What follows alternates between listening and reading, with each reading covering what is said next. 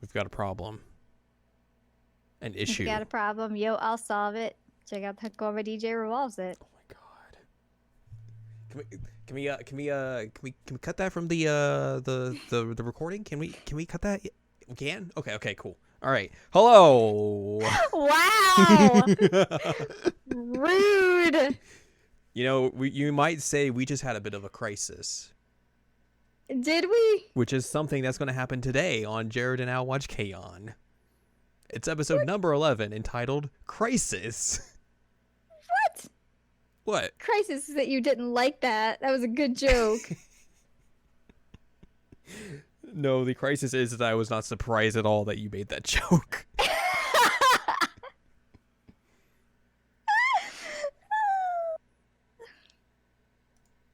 So there's that. Yay. I'm predictable. Yes, hello. We are talking about episode 11 Crisis today. I'm Jared. That is Anladium, Hi. the Vanilla Ice expert. I do not want to be known as that, honestly. Although, did you know that he's in Madonna's sex book? What? Yeah. I think I did know that, but also just what? You probably just blocked it out mentally. Yeah. The book from the 90s. He's in that because they dated for a while. God. Yeah. Now you have to live with that information. Did you know there are Naruto AMVs set to the Teenage Mutant Ninja Turtles 3 song? The ninja rap. Yeah. Go ninja, go ninja, go. Yeah. Yeah, I'm not surprised by that either, honestly. I mean, if there wasn't, I would have been mad. I mean, same. Let's dive into this episode. That's not about Vanilla Ice, unfortunately. We got a crisis on our hands. We do. So we begin this episode in the club room as we are getting ready for the next school festival, which means the club has to get ready for their performance. Mhm. And they are reflecting on their first performance. And panties. And Mio's unfortunate accident, yes. Yes. Azusa basically asks them about what happened and all that, and they tell her, and then Miss Yamanaka's like, hey, I have footage! And she's like, oh god. Oh god. While all that's happening, Nodoka comes in and is like, hey, you haven't filled out this form to get the auditorium. And Richu's like, oh, whoops. And everyone is very surprised. Yeah, I don't know why they even trust Ritsu to do the paperwork She's anymore. the club president! I mean, It's her duty! it is her duty, but I'm just saying maybe... She is like maybe, 0 for 7 in terms of doing that, so... Yeah, maybe get somebody else to do the paperwork and then have the president sign it. So they do that. They all get together to fill out the application. And Azusa is like going through the list. She's like, all right, okay. By the way, what's the band's name? And everyone's like, huh? They all say like different names at the same time. And I was just like, oh god, we don't have a band name. Yep. This is bad. So like they all try to figure it out, and they're like, we'll think about this. And then at the same time, he was like, oh yeah, by the way, my guitar's been acting real funky lately. So so she takes it out, and everyone and Asa has a look over. And she's like, have you changed your strings on these? They're real like grody and bad, and the entire guitar is kind of dirty. And she's like, and Yui's like, wait, you're supposed to change your strings? We find out that she thinks that she treats it well because she sleeps with it and it has like a little sleep hat on. And she puts clothes on it. Yep. So they're like, okay, we should probably take this to like a music shop and get it cleaned up and strings changed and all that sort of stuff. Is this where we learn that her guitarist's name is Gita? This is where she names her guitar Gita, yes. Gita. So they go to the music shop, and Mio at first is like, I don't want to go in. There's too many righty guitars in there. And then they go to the store, like, and Richu's like, oh, Mio, they're having a lefty fair. And Mio's like, oh my god. I want one of everything. While that's going down, Azusa and Yui go up to like the clerk and like, hey, can you like perform some maintenance on this? And the dude opens up like, is this a vintage model? And they're like, no. And Yui's like, I bought this last year. This last year. Their hand up. So they get that they get that all sorted up. Mugi is accosted by all the employees and they're like, oh, thank you thank you for what your father has done for our store. It's very good. Oh, it's nice to see you, ma'am. She's like, And Azusa has to learn that, like, oh, this is in her father's business consortium. And she's like, oh, okay. Yeah. So the maintenance gets done. Yui's guitar is all clean, and this is when she names the guitar Gita. Gita. It's like $50 to get it repaired, and she's like, I don't have any money. Everyone's like, ugh, oh no. And then Mugi comes up and is like, oh, is something the matter? Oh, I might have some change on me. And everyone's like, no, it's fine, it's fine. Oh, It's on the house. One of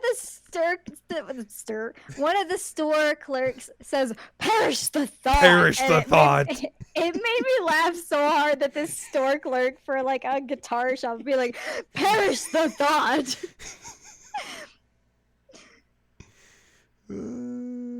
So she looks out and her guitar maintenance is paid for, and then they're like, all right, we could leave, and then they're like, wait, we can't leave Mio. It's like, are we forgetting someone? And they're like, all right, time to go. She's, don't wanna. No, we gotta go. Don't wanna. Ow! Exactly. That's what happens. Mio ostensibly refuses, and Ritu's like, all right, we're going. She's like drags her out and then like accidentally like drops her on the ground and Yeah. and she inadvertently gets hurts upset. her, and Mio's like, you jerk. Ritu's like, so they finish their shopping, and then Ritu's like, hey, let's go get some tea. But Yui's like, oh, I'm going to go drink tea with Nodoka. And Mio's like, oh, I want to come too. And they go off, and Ritu's like, we got to go tail them. Yep. So they go on an incognito mission. Very incognito. So, like, they're just, like, sitting at a table adjacent to them with, like, their faces behind menus very stealthily. And then Ritu just crashes their get-together.